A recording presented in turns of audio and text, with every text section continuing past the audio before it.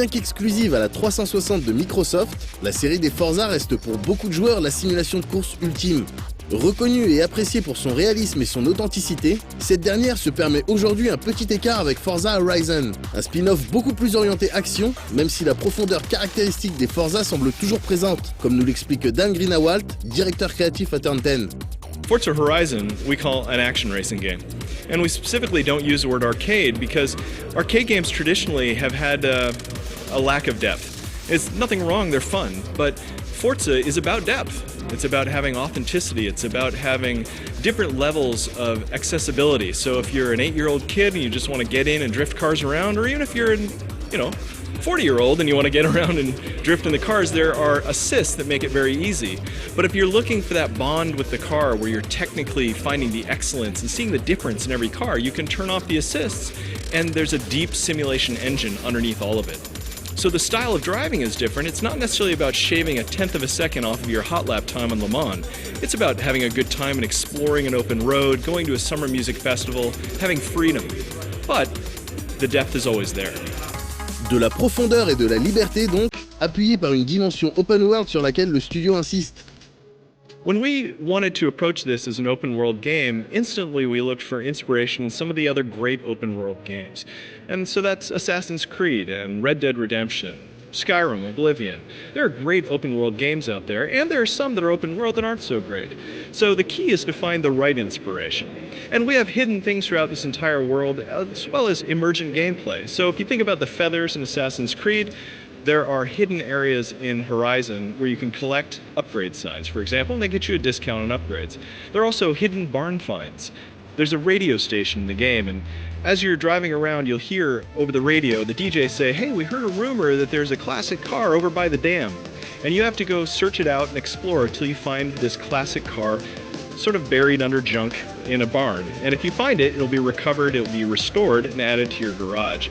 There are other things, spread throughout the world, like Red Dead Redemption, where you might be going along the trail and you'd be ambushed by some guys that were robbing a stagecoach and they turn on you. We have racers that are driving throughout the entire world that you can challenge at any time, and they'll take you all over the map. So really, the goal is to help people get lost in this big world and just have a great time. Forza Horizon takes place around a summer music festival, and the moment we knew we wanted a summer music festival, we knew it had to be a beautiful place with lots of diversity and a vast, vast open world. So we looked at 30 different locations and settled on Colorado for two reasons. One, it has some amazing driving roads.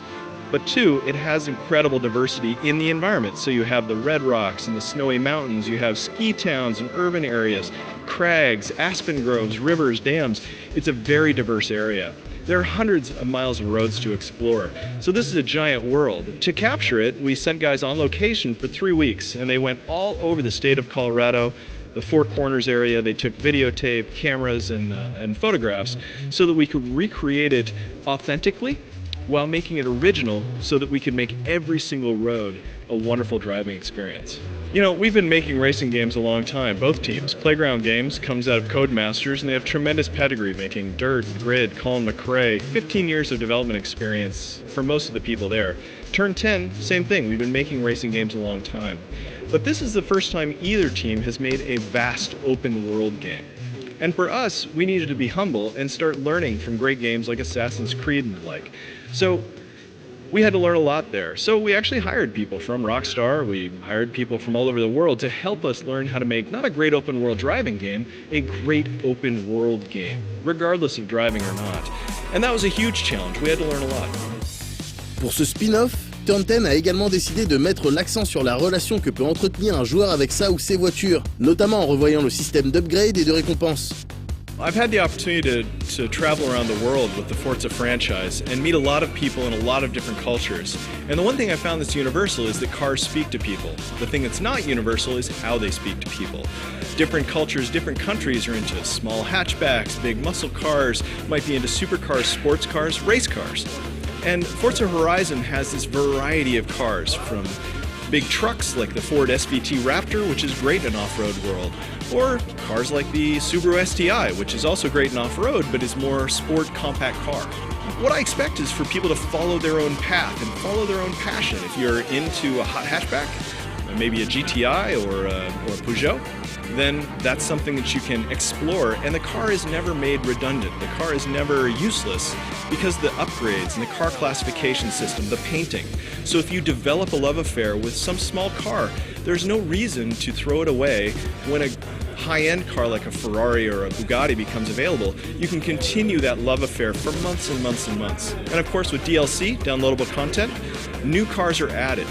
And the key with having a game with this longevity is 2-3 months after the game is launched, if the game has exhausted all of its tricks and now there's only Bugattis and it's only high-end racing, there's no reason to get the DLC because the car is instantly disposable. So building a system that rewards all cars, that celebrates all cars, and hopefully gets you to fall in love with the one that speaks to you, that's what's critical. Bien évidemment, à l'instar d'un système autologue dans un NFS, ce Forza possède une dimension sociale et multijoueur, fournissant à ceux qui aiment la compétition leur dose de challenge. Social is baked throughout the entire map in Forza Horizon, so there are hundreds of miles of road to explore, and in there are events all over the world.